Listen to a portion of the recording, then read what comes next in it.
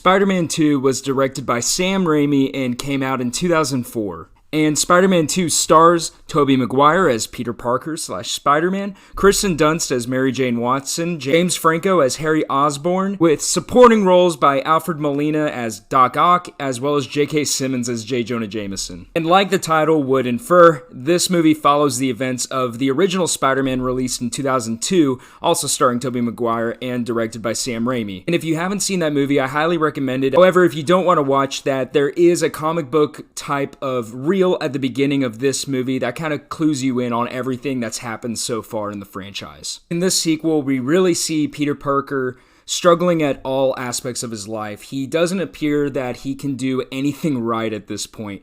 He is failing in his personal life, and he's even losing some of his powers as Spider-Man, so he starts to question himself and where his priorities are, as well as the person that he really is. All the while, a new villain emerges in the city, and Doc Ock and Peter has to try to fend him off and protect the people that he loves the most. Peter is struggling with school, he's struggling holding down a job, even paying rent. He is struggling with Mary Jane because he knows that he can't be with her because of him being Spider-Man, except he can't communicate with her, obviously, because it's his secret identity. Now, there have been a lot of people who have played Spider-Man in the past. We have Andrew Garfield, we have Tom Holland right now, we even have Shameik Moore in the Spider-Verse film that's going to continue on as a franchise. But something that I really love about Tobey Maguire's version of Peter in Spider-Man is riding the line on the duality of that character. Peter and Spider-Man feel like two very distinctly different people. They have different personalities from each other. They hold themselves a different way. You know, Spider-Man is super quippy and Peter is, kind of a nerd who can't really seem to do a whole lot right. Tobey does such a good job of portraying the character in both of those different lights and making them feel like different people, and also showing that that sort of duality in one's life can't always last forever. And similar to how we see Tobey portray Peter in walking a line between two different characters, basically, we see Sam Raimi, the director, kind of walk that line between a mix of campiness and serious superhero movie tropes. Those of you that may not know who Sam Raimi is, he was really known at this point for making more campy movies, specifically the Evil Dead franchise. And even the first Spider-Man movie, I didn't like a whole lot growing up just because it was so campy and pretty over the top. But this one, you still get that kind of feel of, it's self-aware that it's a comic book movie. But this movie has a lot of serious scenes in it as well. But Sam Raimi does a good job of directing this movie to have the campiness of the first movie while also progressing the film series in a direction that was a little bit more serious. I mean, at the point this movie came out, really the only big superhero franchises were Spider-Man, Blade, and X-Men. Spider-Man by far being the one that most people went to go see in theaters. For the more widespread franchise of the three to go in this sort of direction while also keeping true to the movie that came before it was a pretty big deal, and part of a reason why it was so successful. Wouldn't have been as successful as it was if Sam Raimi wasn't able to actually pull off a lot of the themes that he has in this movie and make the audience really care about the progression of Peter Parker as a character. So I give kudos to Sam Raimi. He did a really good job of towing that line, and I think it was done in a really good way where it didn't undermine the character of Peter that we were introduced to in 2002, but also progressed him in a thoughtful, meaningful way. And he also showed his horror roots in this movie in a scene that I think I was maybe a little too young to see whenever I saw this movie for the first time. It's the scene whenever the doctors try to take off Doc Ock's arms, and if you haven't seen the movie, I'm not going to spoil it for you, but just so you know, there are some serious horror tones in here, and Sam Raimi showed that he can really direct horror in this 1-minute scene. I know I watched it twice before filming this video, and I just skipped through it the second time. Anything rewatching this movie made me more excited for Sam Raimi to direct the upcoming Doctor Strange 2 movie. Obviously, Marvel is known to have a lot of humor, but also that movie is said to be the first horror movie in the franchise. I'm not really sure what direction they're going in because it still has to be mainstream. But I'm really happy that it's Sam Raimi directing it, someone who has shown in the past that he can toe that line and who I'm sure is going to do the same with that film. To go back to what I was saying before about the first time I saw this, I want to say I was around 8 years old whenever I saw this. Pretty young for a first-time viewer, especially with some of the more violent scenes and specifically the horror-inspired scene in the hospital. I'm pretty sure I just sneak-watched this movie. I don't think my parents knew that I saw this whenever I did, so surprise, I saw Spider-Man 2 when I was 8 years old. When I first saw this movie, obviously the first thing that stood out were the action scenes. I was 8 years old and I thought that they were sick. Don't get me wrong, there are plenty of action scenes in this movie, but the one that's by far the best has to be the train sequence, and I have to go into it really quick. And before I go into that scene too extensively, I'm going to put a spoiler warning down at the bottom just so you're aware. I'm going to go over some light spoilers, nothing crazy, but you've been warned. But I love that scene so much because you follow Peter on an adventure within a action scene. You know, you see his mission go from trying to retrieve MJ from Doc Ock to then trying to save the people on the train and then trying to stop the train and then ultimately resulting in him getting captured by Doc Ock. But within that, what I really like are all of the details that Sam Raimi has in here. This guy clearly didn't want to overutilize CGI, but you know you have to do that in a Spider-Man movie. So something that I noticed that he did was he focused in on a lot of the more practical effects that he could. For example, I love that Sam Raimi made the decision to go ahead and zoom in on parts of Peter's costume that would logically rip during a fight scene like this, like whenever he's trying to hold on to the train and keep it from going off the rails.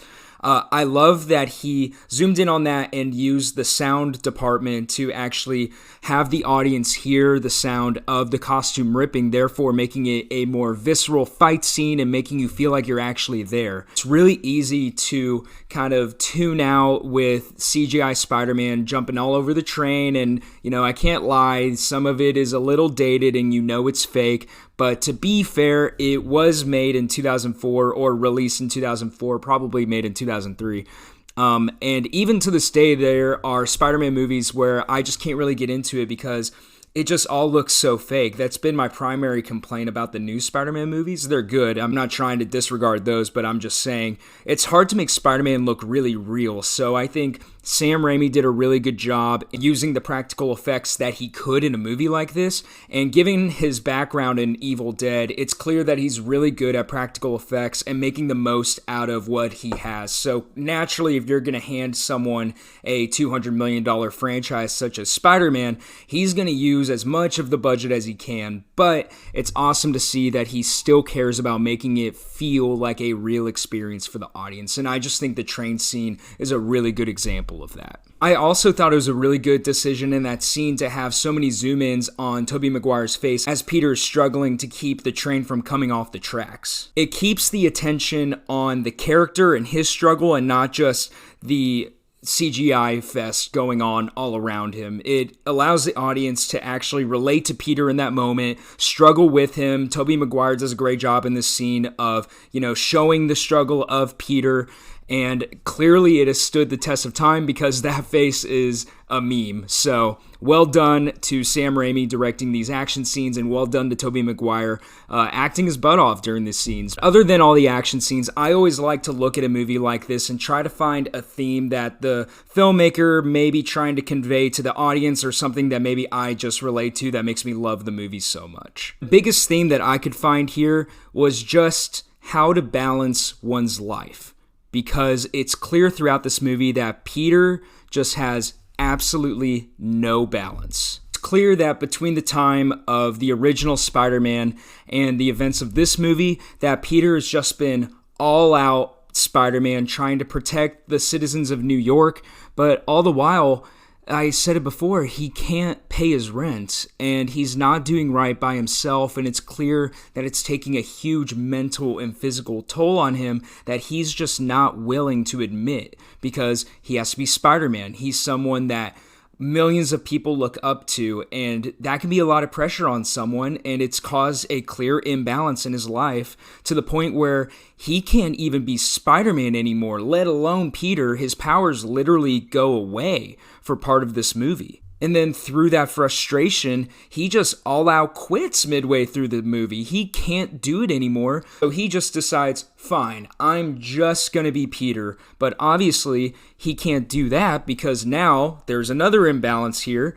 The city doesn't have Spider-Man anymore, and crime is just running rampant. So this movie, a large part of it is about Peter needing to find a balance in his life between being Peter Parker and being Spider-Man because he can't be two different people. Here actually has a really good line in this movie that really just struck a chord with me.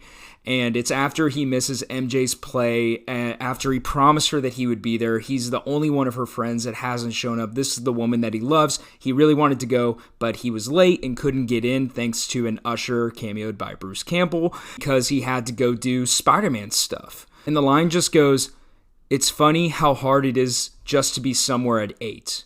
And it just shows how hard Peter's life is right now. He went from a high school kid who was kind of a nerd, getting picked on, had his friends, but ultimately, he didn't have anything going on, to now he can't even be somewhere at 8 after he's given the woman that he loves his word that he would be there because he feels a total obligation to be Spider-Man that he can't be Peter anymore." And then along those themes of balance, I saw something with Doc Ock's character where I'm not sure if it was intentional by the filmmakers, but he kind of relates to this plot in showing Peter what someone can turn into if you let your work become your entire life. Doc Ock wasn't always Doc Ock. He was Otto Octavius, a world-renowned scientist who Peter actually looked up to and who Peter actually questions before he becomes Doc Ock, before the incident that makes him Doc Ock happens.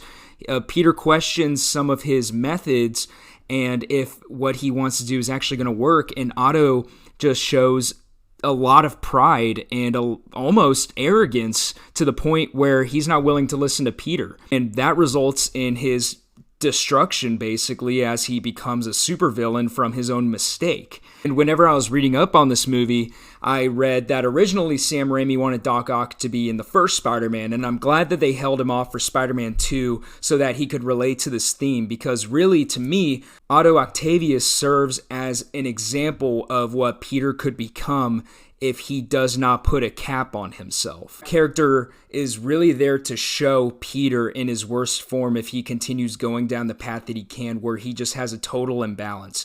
Obviously, Otto Octavius seems like he has a happy life before his accident, but ultimately it's his pride and his love for his work, his obligation for his work, that results in his downfall. The easiest excuse for a character like that is that, it wasn't Otto Octavius actually doing those things, it was Doc Ock. But if you rewatch the scene whenever the incident happens, it isn't Doc Ock that bats Spidey away before he pulls the plug. That's Otto Octavius and his pride not wanting to give up on the experiment and his life's work. So really, Doc Ock is just a reflection of the worst side of Otto, who he basically unleashes. So I'm really glad that they decided to have that theme in this movie for a character who is given superpowers. It makes sense that the first movie is kind of an origin story. The second movie shows, okay, how do you balance being yourself, and then also this person that millions of people look up to, and then moving on to the third one, which we don't need to talk about. A couple of other small details that I really like in this movie, and these aren't spoilers, these are just things that I like, is love how they open the movie with the inner monologue of Peter kind of carrying it on from the ending of the first movie, only to have it never show up again. And then later on in a scene, whenever Peter's at the doctor, because obviously he can't be Spider-Man anymore, he says that he can't really hear the voice in his head that's telling him what to do. And I just thought that was a small detail that was really cool that they put in there into the movie that I didn't catch any time that I had seen it, not even the first time that I watched it for this video, but I caught after the second time. So I thought that was pretty clever, and I really enjoyed seeing that. Another thing that I love about this movie is just J.K. Simmons in general. This guy is just the perfect casting for J. Jonah Jameson, and I think that there's a good reason why they brought him back in the Marvel movies. And also all of the cameos in this movie. I wrote it down somewhere, but there's just an endless list of cameos here. Emily Deschanel shows up in this movie, Daniel Day Kim from Lost, Joey Diaz, Joel McHale, and then obviously it's a Sam Raimi movie, so Bruce Campbell has to show up. Bruce Campbell, if you don't know, was the star of the Evil Dead movies whenever Sam Raimi was first starting off. Those movies had a budget of, maybe this microphone. So it's pretty cool to see them still working together to this day. Both have been very successful, but it's obviously cool to see Bruce Campbell in a movie directed by Sam Raimi. A couple other cool things that I found whenever I was doing research on this movie. The first one is kind of general knowledge, but maybe not everyone knows it. Tobey Maguire was actually almost recasted in this movie because he hurt his back whenever he was filming Seabiscuit the year before, and he hid that from the producers at first, but he had a really severe back injury, and he was actually almost replaced by Jake Gyllenhaal. But ultimately, Tobey Maguire ended up being okay for the film and doing a lot of his own stunts. Actually, the scene where he falls out of the sky after trying to, recapture his Spider-Man powers, and he hits the car and he hits his back.